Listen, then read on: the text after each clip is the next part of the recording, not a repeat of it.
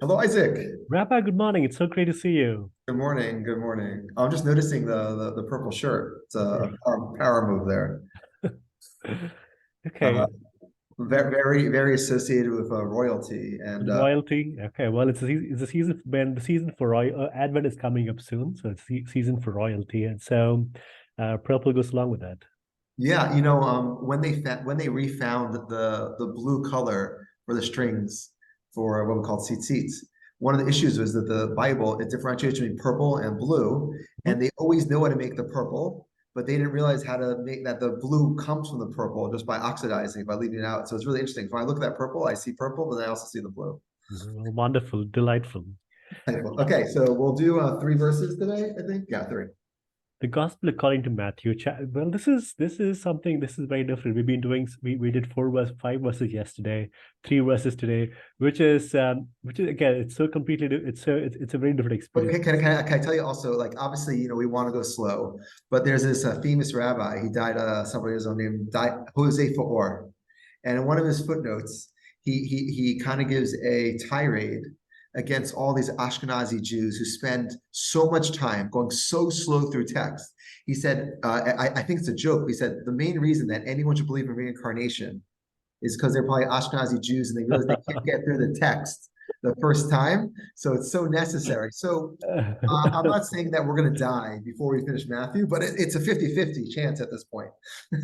So I feel that I have been trying to break it up. It is true. We would be able to do Matthew 7, 21, 22, and 23 by itself, but I am trying to do a little bit bigger swaths here and there. The Gospel according to Matthew, chapter 7, verse 21 onwards. Not everyone who says to me, Lord, Lord, will enter the kingdom of heaven, but the one who does the will of my Father who is in heaven.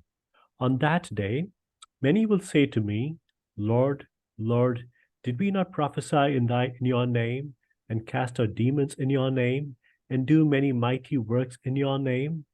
And then will I declare unto them, I never knew you. Depart from me, you workers of lawlessness.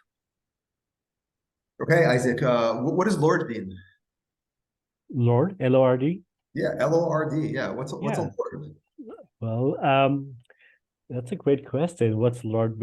I believe is both prophet, God, and Lord. I don't know how I would define Lord. I mean, um, yeah, I don't have a good definition for the word Lord. Maybe king, maybe ruler. Would that be would Lord So, be synonymous? this is something I think that Jews, Christians, Muslims, we all struggle with because first we want to differentiate between the word God and not God.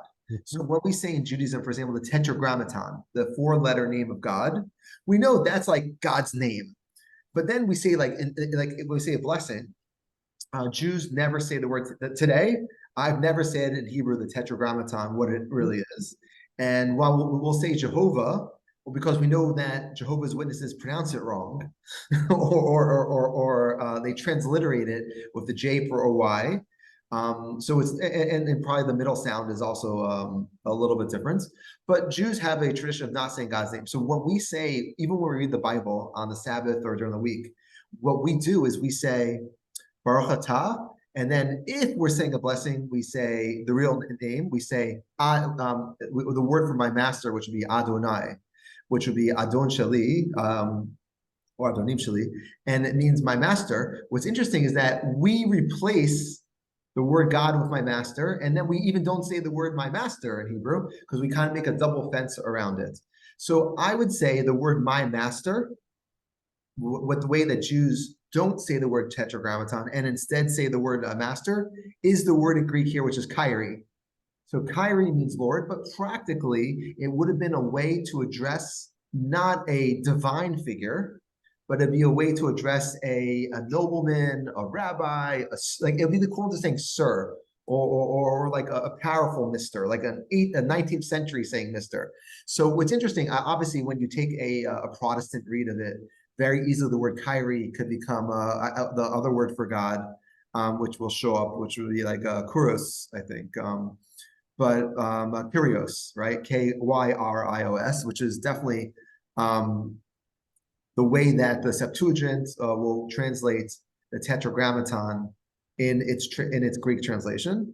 But Kurios is not the same thing over here as kyrie, and kyrie would probably mean sir or mister. Okay, so now that we differentiated between the Lord, and we calmed it down, we say not God, but like person who's really, really important to interject and say. So not everyone who says to me, sir, Lord, will enter the kingdom of heaven.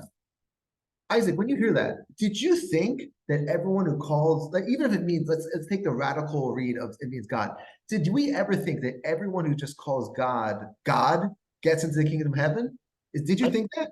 Yeah, I think that's a very plausible explanation based upon the Pauline epistles, right? And so now, so this is where I think Matthew takes a different approach than Paul. The Pauline epistles, where in Paul's epistles the focus is on believing. Well, there's also and there's also an emphasis on action, but that's more implicit. But I think here Matthew has a very strong emphasis on action, which or behavior or action, which could stand in direct contrast to Paul. So to answer your question, it's both yes and no. It's both yes and no. If I only read Paul's epistles or Paul's writings, I would say, yeah, yes, that acknowledgement, knowing God is important, or is the most important thing. But if I read Matthew, then I would take a different approach. And so I also look at this as two sides of a coin. It's not that they are separate. It's not that you can't have one without the other. It's more in which side, which side are we looking at? So it's interesting. So I hear like what you would call Pauline, I'd probably call like from like a Martin Luther perspective more. Yeah, fair enough. Like it's a little ambiguous, a little bit in the Pauline perspective, but definitely that read is there. If you want to, I'd say if you didn't know that the word Lord probably means Mister, but I love how it sets up this contrast. But not everyone who says to me, Lord will enter the kingdom of heaven, but only one who does the will of my Father in heaven. So, and by will here, we always have this ambiguity of will meaning either psychologically or metaphysically or belief. So you definitely have like this belief system. It's interesting when you compare this to Luke, you get a very different message because Luke says, "Why do you call me Lord, Lord, and do not do what I tell you?" So I think you have that it doesn't make sense to address Jesus as an important figure unless you do what the important figure says. And I think sorry, you want to say something? No, go ahead. No. So I think like when you look at this and try to see the rabbinic parallel, we actually have some really interesting things around rabbinic authority. So over here, it seems definitely Luke, the problem is you can't look at me as an important guy and not do what I say. Or in Matthew, you have a little bit different message where even if you view me as important and don't do what I say or don't believe, then that doesn't work. So I think we have in Deuteronomy 17:11, we have a very famous verse that the rabbis interpret. It says in English, "You shall not deviate from the thing that which I tell you to the right or left." And this verse is generally viewed as a source of rabbinic authority because in the Sifrei, which is a midrashic companion to Deuteronomy, it says, what does it mean to the right or left? Even if you're told that the right is left or the left is right, even if you do something that's counterintuitive, even if you do something against what you think is right, how much more so if I told you the right is right and left is left? So what the Sifrei does, it says that if the person who you hold is a prophet and authority tells you to do something, even if it doesn't make sense to you, God wants you to listen to that person. And even if, and a fortiori, all the more so, if it does make sense to you, you have to do it. What Jesus seems to me is he's doing a play on that rabbinic authority. He's saying, listen, if I am Kurios, if I am not Kurios, but if I am kyrie, if I'm this person who you're saying, you all agree I have this authority, then how does it make sense to not also jump on the bandwagon, according to Luke, do what I say? Or more importantly, according to Matthew, to believe like I believe, to act as in a way that the kingdom of heaven is upon us, and to do the will, whatever that means, of Father in heaven. So I think Jesus is running the rabbinic authority bandwagon here, which is so interesting. He's saying it's like an eternal contradiction to think I'm important, that I'm this guy speaking on a certain amount, and to not do what I say. Because usually I feel, tell me wrong, usually I feel that Jesus doesn't ride the rabbinic authority or the authority in general. A lot of times he doesn't want to say that, but over here, I think he's trying to point out the contradiction. You can't be on my team and not be fully on my team. And again, this is some of the black and white speaking Yeah. that we talk about. Well, Rabbi, thank you for highlighting that from Deuteronomy. So when I read 21 to 23, it's not that different from 15 to 20. It's either you're either with me or you're not with me. There is no middle ground with him. And this builds on the theme. And 13 and 14, right, with the narrow gates as opposed to the wide and winding road. Yeah. That's wide, yeah. And so this builds on his earlier themes where you're either with me or against me. There is no middle ground. You're all in or you're all out. There is. Well, he's even saying more here. It's not only that you're all in, it's like you it doesn't make sense what you're doing. Saying if you call me kyrie and you don't do what your Father in heaven says, you're living this contradiction. You have a cognitive dissonance that your brain is not acting in a way, your actions are not paralleling that which your brain has. And that's illogical, it's irrational, it's stupid. It doesn't make sense. Okay, yeah. So if you took that path, right? So if you believe in me, but it's not logical sense that you aren't doing what I want you to do, how does one explain for all these miracles of prophesy or casting demons?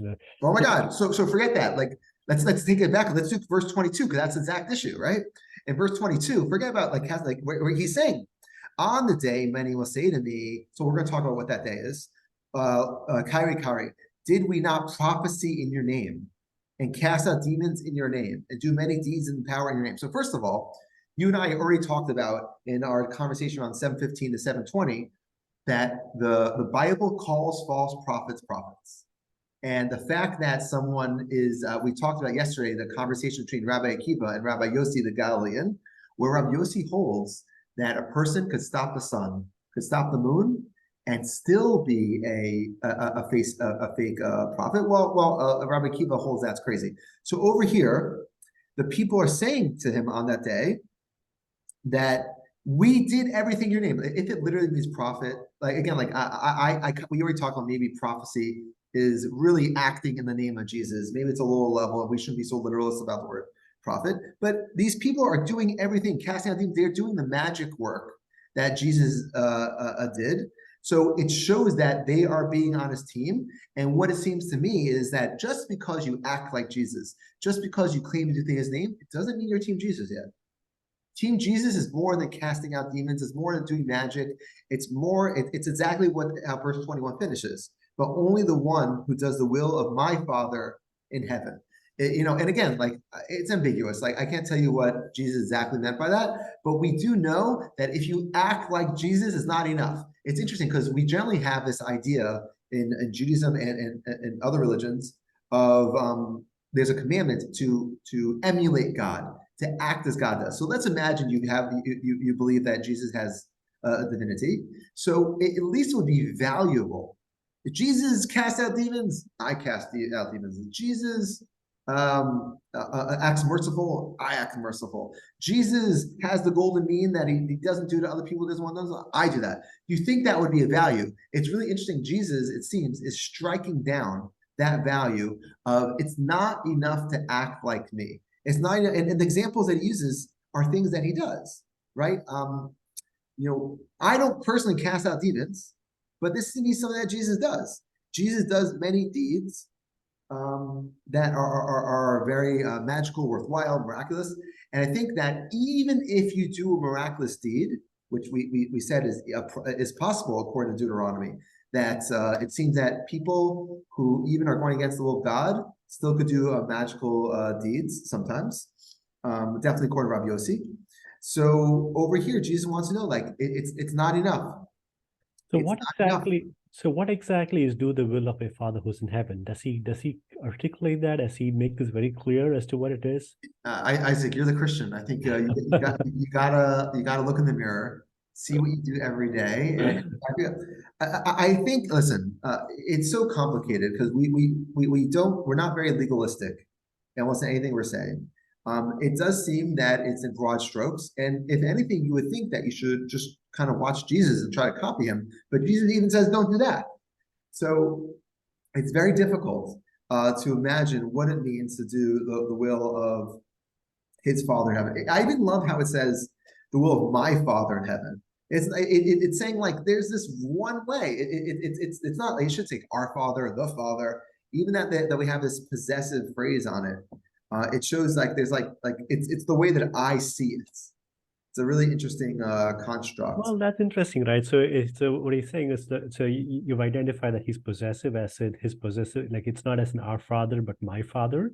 And so it's a certain way of seeing God. It's a certain way of seeing God. And then he's saying that that way of seeing God is not about what you do, or not about what you do in my name with your prophecy or cast out demons and do all these mighty works, but he's pointing to something else.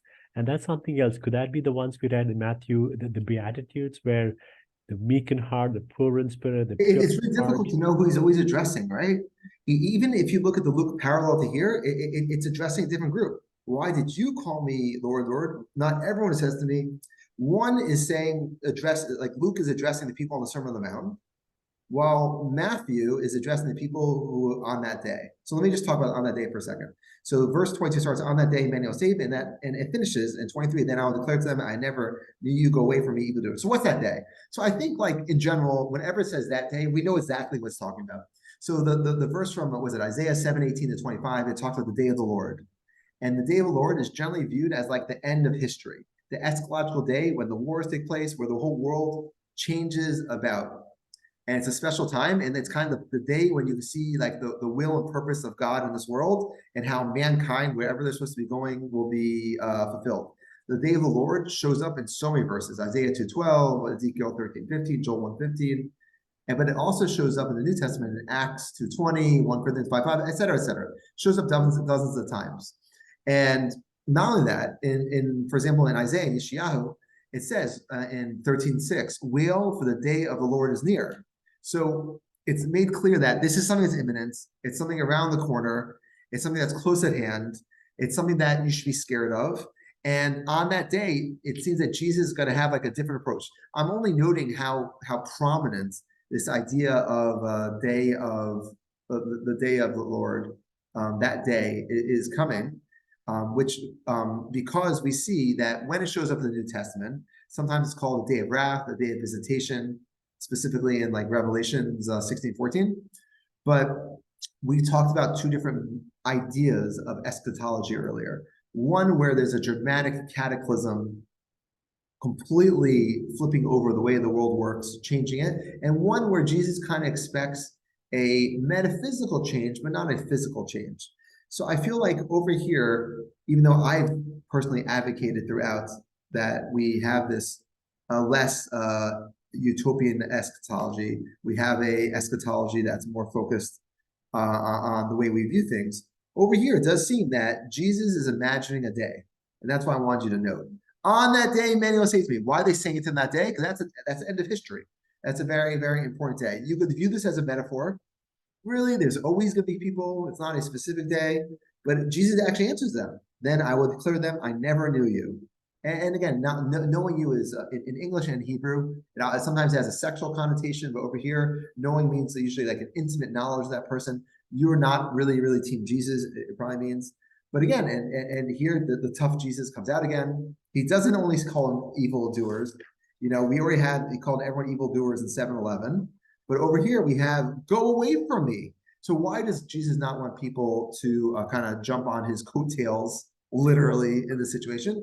It seems that the people feel that they'll be able to, if I attach to Jesus, if I just connect, I'll have a hope without trying to perfect myself. And that won't be enough. And this is even further, when we look at the Luke parallel, it's even made clearer because they do less. It's almost like funny the way Luke presents it, because in Luke, was it 6:26, it says, we ate, then you will begin to say, we ate and drank with you, and you taught in our streets. Imagine, Isaac, I said, remember, Isaac, we went to a restaurant. We ate and drank, and you know what? You even taught in the street. So you're going to save me? It's almost like comical the way Luke presents it. It's like these people have no share in the next world. They have no chance of getting in. It doesn't matter if they hug Jesus and he tries to, as he like climbs heaven, they try to hold onto his legs. Who cares if they ate and drank of him? Who cares if he taught? He's going to say in Luke, I do not know where you come from. Go away from me, all you evildoers. So he's saying even more so. In Luke, Jesus does know where they came from, but it doesn't matter. it doesn't make sense. So I think it's made more clear. It sounds very harsh, right? So when you say like, when these folks say we did all these works, we hung out together, and things, I don't even know you, get away from me. It is so harsh. And so I don't know you. I don't know where you came from. I know nothing about you. I don't know your origin. Like yeah. So I think Luke, I see a more comical answer in Luke, where it's almost like it's absurd that these people think that they have a chance. I think in Matthew, we don't see the absurdity. We see Jesus taking that tack, saying like, it doesn't make sense. You really didn't do the work. You can't be in the kingdom of heaven. You didn't follow the will of my Father in heaven. But in Luke, it's so much more powerful. It's saying like, oh, you ate and drank. Who cares? That's ridiculous. It should make no sense. Not only that, even when we see the word "go away from me," sometimes in Hebrew, like that we see the word "go away from me" is almost like I don't know what the word is, a swear. It has like the connotation of like you're not in any way connected with me. So even though these people are trying to be connected, it's not something that would even work out. Mortally connected. So, Rabbi, would you say that these verses should make Christians very fearful? Should make Christians very fearful, as a Christian, right? I think all the synoptics in the gospel should make. I forget about Revelations. I think, as we said, it seems it's very hard to be a Christian. The thing that keeps popping back into my head is about going to church.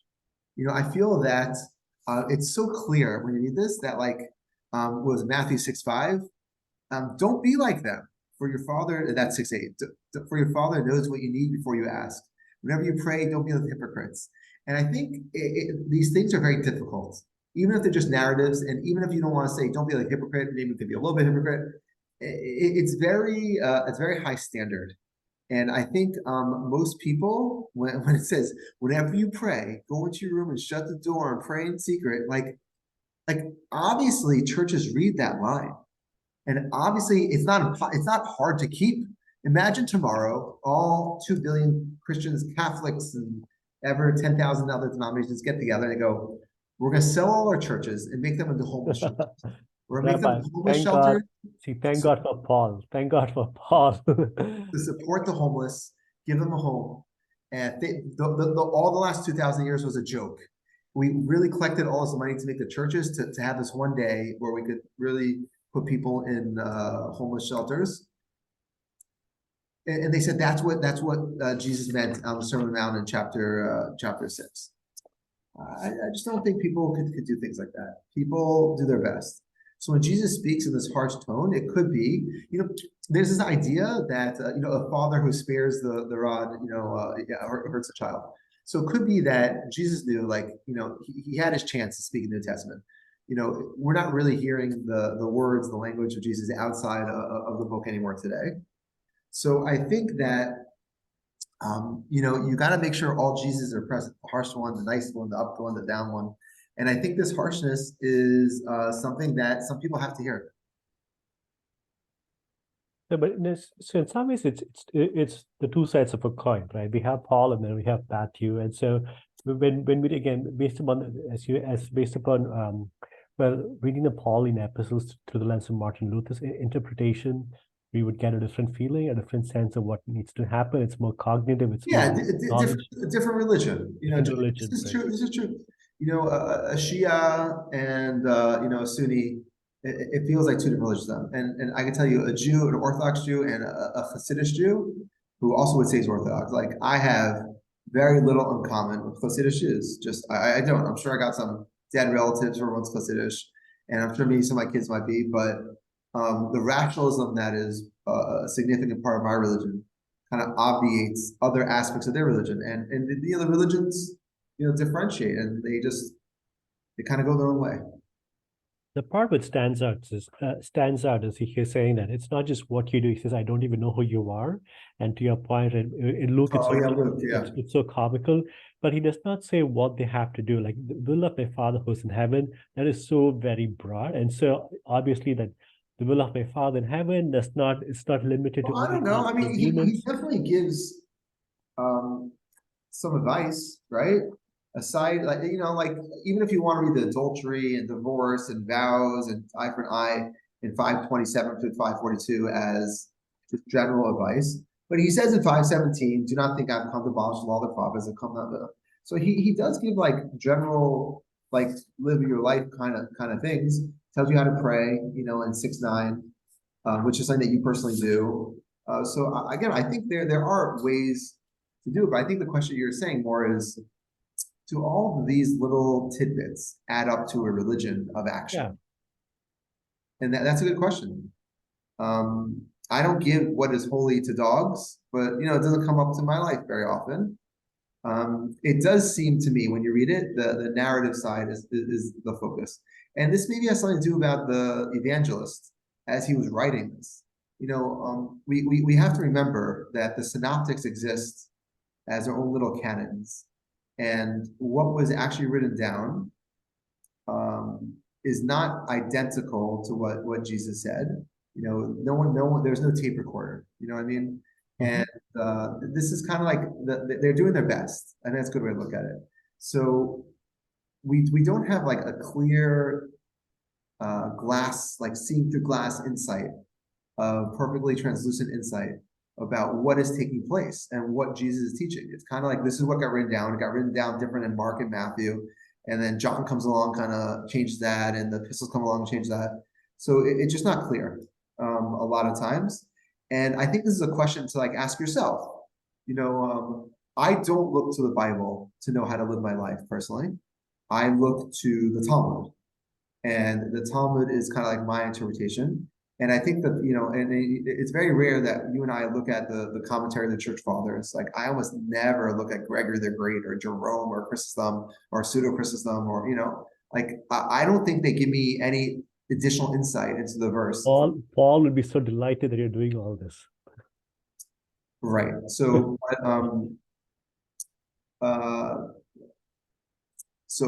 I think this is something that you just have to kind of work with. That, as a Christian believer, you would probably take the tack that there was meant to be 3 synoptics. There was meant to be 4 gospels. And therefore, this is what the message of God had for me. And maybe this is all I need. Because maybe there should have been a tape recorder. Or maybe, like when you look at Islam and you have more verbatim. And I think the verbatim is so complicated. You ever try to read a sunnah? It kind of feels sometimes like gibberish to me. Because the verbatim is more complicated than if I just wish someone would have tried to remember it and wrote it down in a clear way.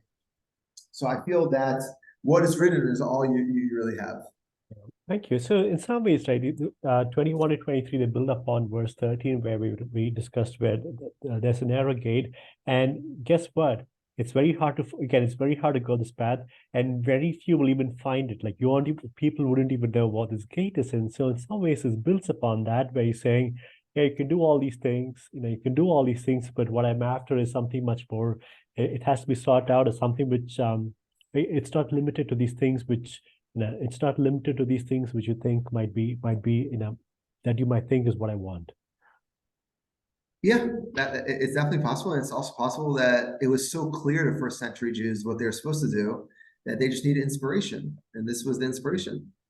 That's interesting. That's a very interesting perspective. So what he's saying is this was given as in, so in that case, right? So he's not talking about, So he's saying because the first century Jews knew exactly what to do, they just wanted some inspiration, that this was meant to give inspiration without having to articulate what this doing good means, because they knew that, and that was common knowledge. So let me even like expand upon that. So I know we don't talk about other books as much in church, but like in Clement 2:4:2, and let me read Clement 2:4:2 and Clement 2 Clement 4:5, because I think like he makes it more clear. For he says, this is on verse 21 and 22 and 23. Not everyone who says to me, Lord, Lord, will be saved, but the one who practices piety. So he literally said like, and here's how you do it.